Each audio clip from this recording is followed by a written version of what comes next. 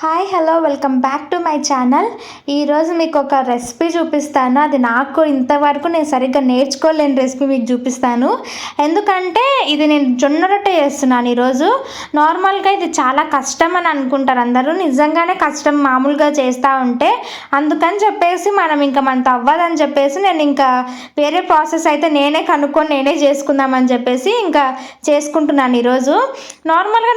నార్మల్గా కింద అక్కడ బండ ఉంది కదా, బండ మీద చేస్తూ ఉంటాను. వచ్చేది కానీ అంత సూపర్గా ఏం లేకుండే, నార్మల్గా ఉంటుండే.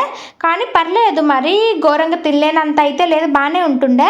సో ఇలా కాదని చెప్పేసి ఇంకెన్ని రోజులు ఇలా అని చెప్పేసి కొంచెం నేర్చుకుందామని ట్రై చేశాను. కానీ అంతలోపు మనకేవో ఒక నేర్చుకోవడానికంటే ముందు దానికన్నా ఆల్టర్నేట్ ఏముందో చూసుకుందాం అనేది బ్రెయిన్లోకి వస్తుంది కదా. షార్ట్ కట్టే ఎత్తుకుతుంటాం ఫస్ట్ మనము.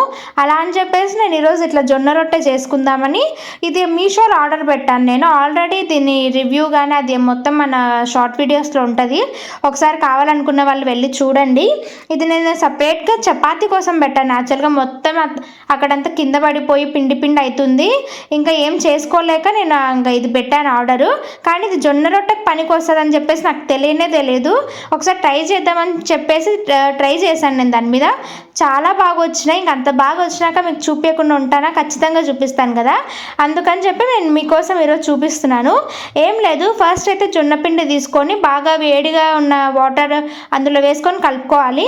మొత్తం వేడిగా ఉన్నప్పుడే కలుపుకోండి, వాటర్ చల్లగా అయిపోయిన తర్వాత కలుపుకుంటే ఫస్ట్ టైం చేసుకునే వాళ్ళకి కొంచెం ఇబ్బంది అయిపోతుంది. సో ఇంకా నెక్స్ట్ ఇట్లా చేతి మీద ఎంతసేపు వీలైతే అంతసేపు దాన్ని తిప్పుతూనే ఉండాలి. అట్లా చేసుకుంటేనే కొంచెం ఈజీ అయిపోతుంది, త్వరగా అయిపోతుంది మనకు రొట్టె చేయడము. ఇంకా పిండి అయితే ఎక్కువ ఉండేలాగా చూసుకోవాలి, ఎందుకంటే అది తిరుగుతూ ఉండాలి కదా, రొట్టె మొత్తం తిరుగుతూ ఉండాలి. అట్లా తిరుగుతూ ఉంటేనే మనకు ఫాస్ట్గా అయిపోతుంది, ఎక్కువ ఇబ్బంది పెట్టకుండా. అందుకే కింద కొంచెం పిండి వేసుకుంటూ చేసుకుంటూ ఉండాలి. ఇక్కడ ఉన్న ఈ షీట్ అయితే కొంచెం బాగా హెల్ప్ చేస్తుంది తిరగడానికి, కానీ త్వరగా అతుక్కోదు. కొంచెం గట్టిగా కొట్టినా కానీ అతుక్కున్నా కానీ ఏదైనా పెట్టి తీసేస్తే త్వరగా వచ్చేస్తుంది.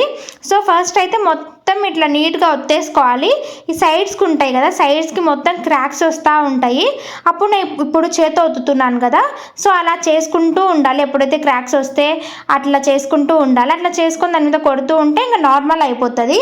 అట్లా చేసుకోలేము, ఇంకా మా వల్ల అది కొట్టడం అవ్వదు అని చెప్పి అనుకున్న వాళ్ళకి నేను ఇంకొక మెథడ్ కూడా చూపిస్తాను, అది కూడా చూపిస్తాను చూడండి. ఫస్ట్ అయితే ఇది చూడండి. ఫస్ట్ ఇదైతే ఇంకా ఇలా వేసుకున్న తర్వాత ఒకటి ఏదన్నా ఇట్లా ఫ్లాట్గా ఉన్న ప్లేట్ కానీ లేకపోతే రైస్ కుక్కర్కి వస్తుంది కదా, అది మనం ఖచ్చితంగా ఇంట్లో చాలామంది వాడరు, పక్కనే ఉంటుంది.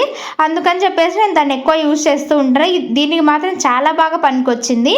ఇంకా దాంతో తీసుకొని ఇంకా పెన్నం అయితే బాగా హీట్గా ఉండాలి. మనం రొట్టె కొట్టే ముందే పెన్నంని హీట్ చేసుకున్న తర్వాత దాని మీద ఒక క్లాత్ తీసుకొని వాటర్ మొత్తం దాంతో తడుపుతూ ఉండాలి. అప్పుడైతేనే మనకు దాని టేస్ట్ బాగుంటుంది.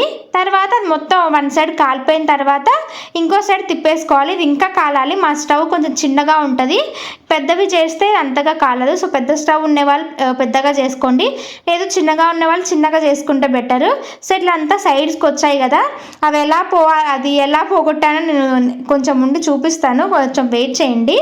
ఇట్లా చేసుకున్నాం కదా, మొత్తం సైడ్స్కి మొత్తం కాల్చుకుంటున్నాను. ఎందుకంటే మధ్యలో ఒక్కటే కాలిపోయి ఉంటుంది, సైడ్స్కి కాలదు. అలాంటి టైంలో నేను ఇట్లా చేసుకుంటే కొంచెం బెటర్.